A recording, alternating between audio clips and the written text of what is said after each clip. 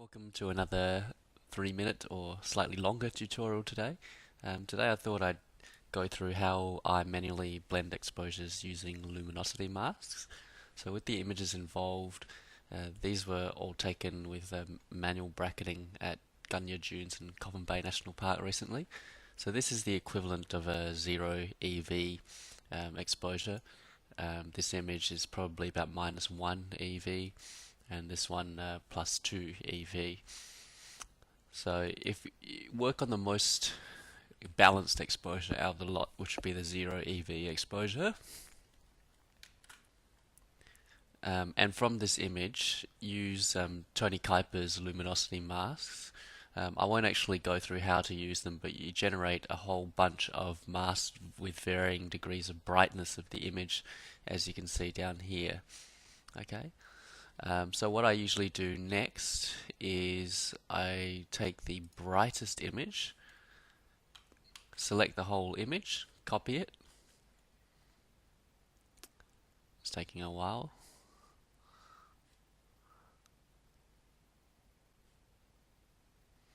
Close it and paste it onto the original image that you had. Okay, so now what you do, we want essentially this part of the image here to be included. So what that's going to be is essentially it's going to be the darks of the image that you want. So if you go to the luminosity mask in the channels section, the white is what's going to show up from the current layer that you have. So you could pick either the darks or the very darks. I reckon probably the darks will be what you want. So control left click that, go back to your layers and click on the layer that you want and click the layer mask. Okay, so that's all. Now you can see that most of the foreground is from the new image that we pasted on top. Now I would usually refine that a little bit more, because what it's done is it's made the sky look quite pasty, particularly around here. But for the purposes of today, I'll keep going and blend in the next image. So after you've brightened in the image with the bright sections, then blend in the image next with the darker sections. So same thing again, select everything with a picture, copy it, and paste it on top. And now what you want from this image is from the horizon upward, essentially. So there's two ways you could do that. You could either use a contrast mask to select all of that, or you can use the luminosity mask.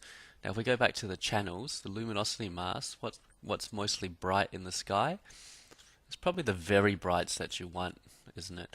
So if you control left click that, go back to your layers and click the layer mask. There you have it.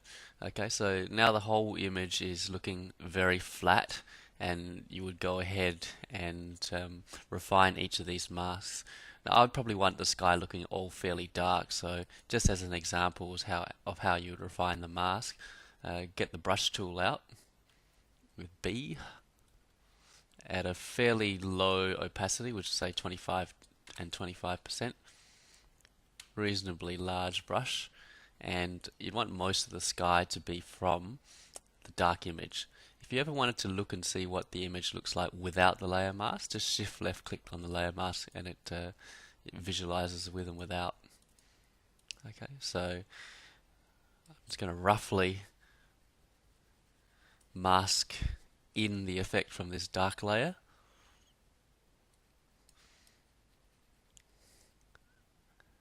And there you're getting more of the final result that you want.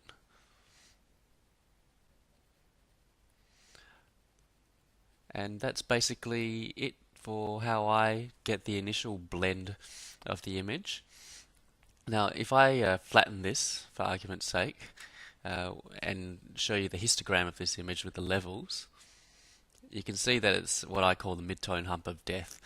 So there's really not a lot of contrast in it.